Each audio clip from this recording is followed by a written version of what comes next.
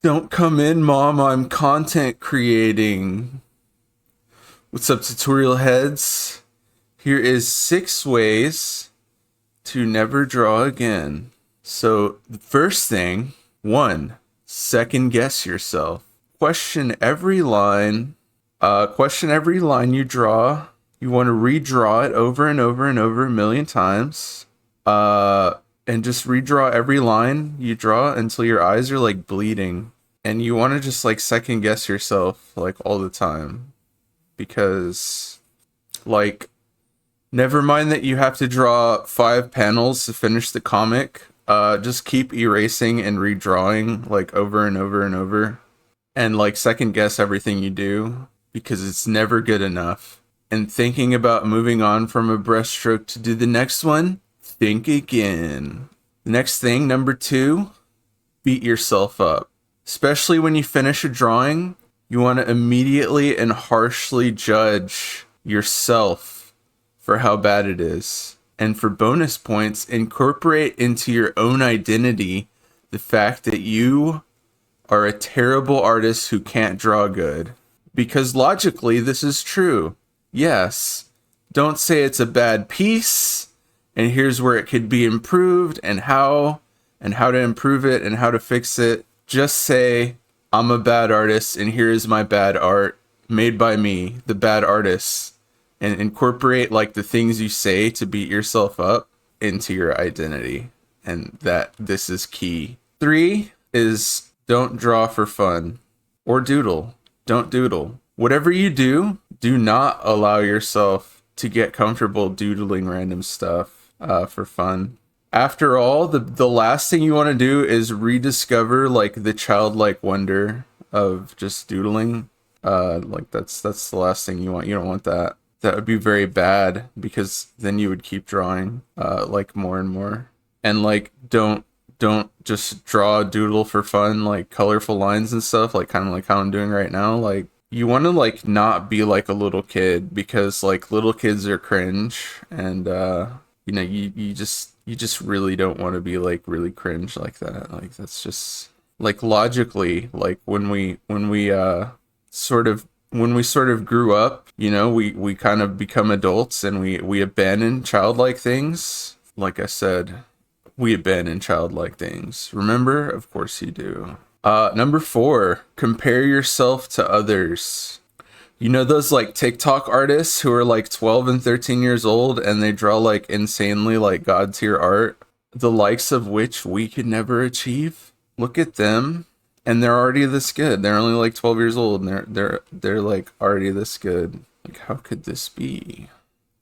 Be sure to compare your ages in order to build upon your identity as a bad artist, because that's important.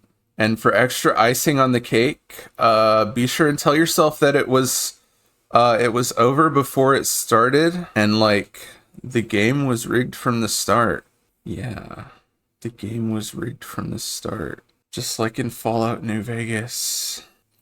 Number 5, focus on likes. Compare yourself with others.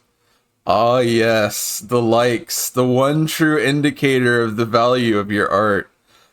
Make sure you hyperfixate on likes. And like every time you post a drawing and it doesn't get any likes, like whatever you do, don't remember the fun you had making it. Instead, just fixate and ruminate on how you didn't get any likes, and so that means you're a failure. Remember, it's important to incorporate the feedback from social media into your identity. In this way, we never draw again. Never make the mistake of drawing again. And, you know, like I said, you know, the last thing you want to do is place value on a piece based on how fun it was to make, because that's how you, you know, you don't want to accidentally draw again. You never want to pick up the pen again, and this is how you achieve that. So go on, boy, chase that clout. If you always get 0 likes, even better. You will be not drawing in no time if you just focus on the likes that you're not getting.